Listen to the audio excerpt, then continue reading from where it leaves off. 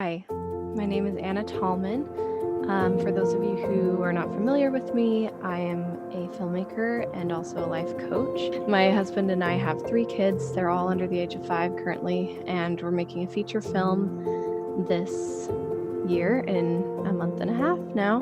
We'll be shooting, and we've supported our family on film for 5 years. What we do is kind of unconventional, the way we're both involved, and we're also very involved with our family and our kids. We have a really good work-life balance in an industry that doesn't usually see that. So I recently got my coach certification through the Life Coach School, which is like the Harvard of life coach training, and it was very central to my being able to have this life balance was working with a coach myself from that school. So now I'm bringing these tools to our industry because there's a need for them. It's a hard industry to break into, and it's hard to maintain a personal life while also doing something you feel passionate about, and it's highly competitive. So today I want to talk to you about feelings. People think feelings are this fuzzy thing, and we don't always like to talk about them, but feelings are very important for men and women alike. Sorry, I'm trying to pull up my notes here. There they are. And this is because our feelings are what fuel our action. And so when we understand that, we learn that everything that we're doing or not doing, if there's something you want to be doing, and I coach on this all the time, which is, you want to be making movies, you want to be writing a screenplay, but you're not, and you don't know why. If that's you, this one's going to be helpful. So our feelings fuel all of our actions. Every action we take is because of what we're feeling, and every inaction is also because of what we're feeling. And I think most people want to give advice and just tell you what to do, but none of that's very useful if you don't actually do it. And you'll only do it if you really feel like you believe in it and feel the way you need to. So I was watching Mr. Rogers with my kids this week, and he's a hero of mine.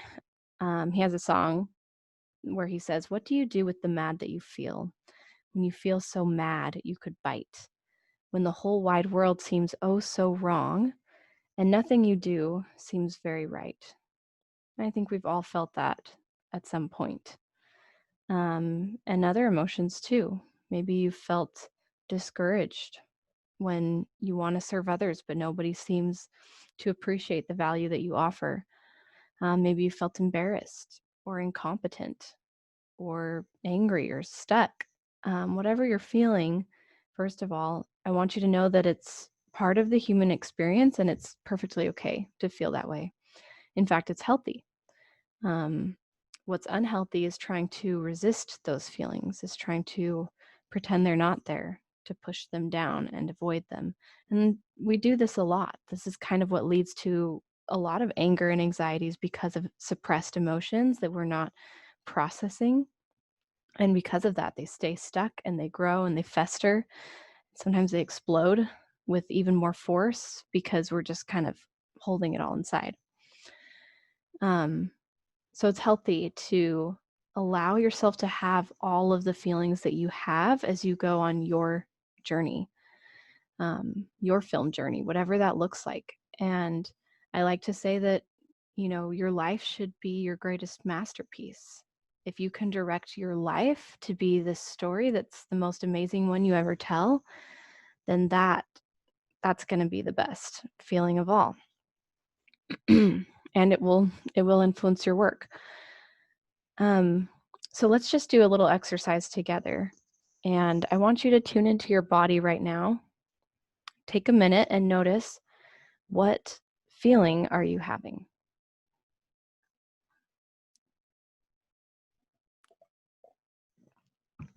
And can you describe that emotion in one word? Okay. And then tell me where it's located in your body. Or tell yourself. All right. And then what does it feel like? Imagine that I'm an alien and I've never experienced emotions. How would you describe this feeling to me?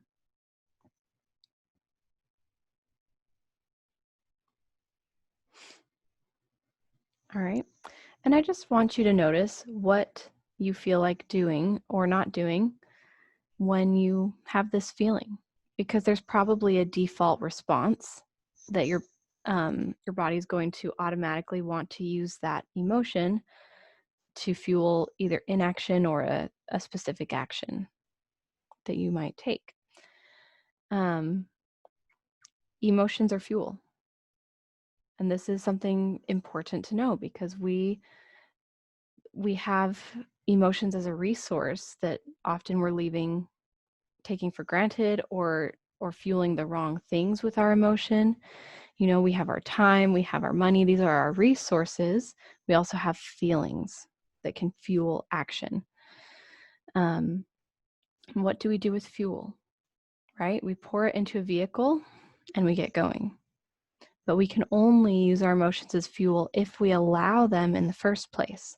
So allowing an emotion means that you let that emotion live in you. If you think of your body like a house and the emotions are knocking at your door, they want to be inside your house, do you allow them? And allowing them might just be the exercise we just did. It's like opening up, naming the emotion. Hi, sadness. You want to come in and sit for a while? You let it in.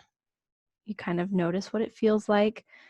Every emotion has a lesson to offer if you're willing to hear it. So allowing your emotions is allowing them to teach you those lessons they have to bring. And usually once you hear it, the emotion will leave. But if you don't hear it out, if you ignore it, it will just stick around. It'll get louder and louder and louder. It might try to break in. It might cause some damage. And that's just because you're not listening to it. And this is how humans are too, right? When we don't feel heard, we get louder. When my kids are yelling, I know it's because they don't feel heard. And our emotions are the same way. If we respond to them quickly as soon as they arrive and acknowledge them, then they don't have to be so loud and so overwhelming. So here's what I'd recommend is when you feel an emotion to kind of do that exercise, and you can sit down and do it, or you can just do it in your head while you're doing whatever you're already doing, and just name it, locate it in your body, describe what it feels like. Okay? That's processing emotion. That's something I've been doing for years, and I love it. It's like a good cleansing sort of feeling. It feels very human, to just, I want to have all the feelings. I want to experience this whole spectrum of human emotion. That's part of the human experience, and I want the full thing. But I've always kind of had this question mark of, well, what do I do after that? And that's what I was thinking about when I heard Mr. Rogers singing about what do you do with the mad that you feel? Do you punch some clay? What do you do? And I think what I realized is that there are not specific actions that have to be tied to specific emotions. All emotions are fuel. So you can pour that emotional fuel, whatever emotion it is, into the most important work that you do. Whether that's raising kids, cleaning your house, doing a job that pays the bills, or doing something you're passionate about, you can pour all of your emotions into that work. Keep breathing, keep feeling, talk about how you feel. If you need to take a break, take one, but then keep crying and keep trying. And pour all those feelings into your work. And that's the best kind of work anyway. You can always tell when someone's really poured their heart and soul into something. So Mr. Rogers would swim as fast as he could. He'd hit all the low keys on the piano. And he also just kept showing up to his work and teaching children through his show. This works no matter what you're doing. Um, and your emotions don't need to be so overwhelming or crippling if you do this. They're really quite harmless and actually useful. So I just want you to imagine what that would be like. Wouldn't it be amazing if you could consistently be doing the most important work that you do, and your feelings can change, but that work that you do doesn't? It just changes because of all of the experiences you're having. You let those inform your work. I think that would be amazing. So really all of the greats that I admire are people who did a simple good thing over and over again for a really long time. And it's that consistency that makes it amazing, that makes it a legend. So consistency is hard because most of us are waiting to feel motivated to take action. And if you don't know how to generate your own motivation, which can be tricky sometimes, especially if you're having a bad day to generate motivation, but especially if you don't know how to do that, then you're just waiting for this wave of motivation to come. And when it comes, you ride the wave and then it's gone and you kind of crash for a while or stall for a while until that motivation comes back and you jump back in, and then eventually you might just give up because it's not very consistent. But if you can take the same action fueled by any emotion, then you don't even have to wait for the motivation. And I can teach you in my coaching program how to generate motivation, and that can be useful too. But any emotion will do. All emotions are fuel. And work that is fueled by the full spectrum of human emotions is so much more human. The feature film that I'm directing this fall was written by a friend of mine. He's an actor, and he was experiencing some health issues that made it impossible for him to work for a while. He was kind of stuck at home, and he felt kind of tempted to use all of that bitterness and resentment to just give up, and instead decided to pour it all into a screenplay. He'd never written a screenplay before, and he just wrote this screenplay. And we've been working with him on the screenplay for probably 6 months now, and it's incredible. The first time I read it, I felt the humanity of it. And I think it's because he poured all of those emotions into that work. And they weren't inspiration and motivation and joy. It's not always like that. It was envy and bitterness and confusion. He made something really beautiful with that. So I'd encourage all of you to decide what work you want to fuel your emotions with in advance. What is your purpose, your vehicle, so to speak, that you're going to pour this emotional fuel into?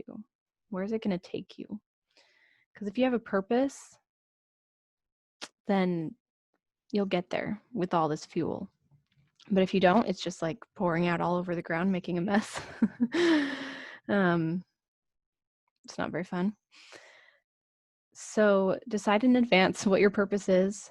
And then if you can direct your emotions towards that, they become the best fuel for reaching your dreams that exists. So that's what I wanted to share with you today. I hope it's helpful and that you have a beautiful week.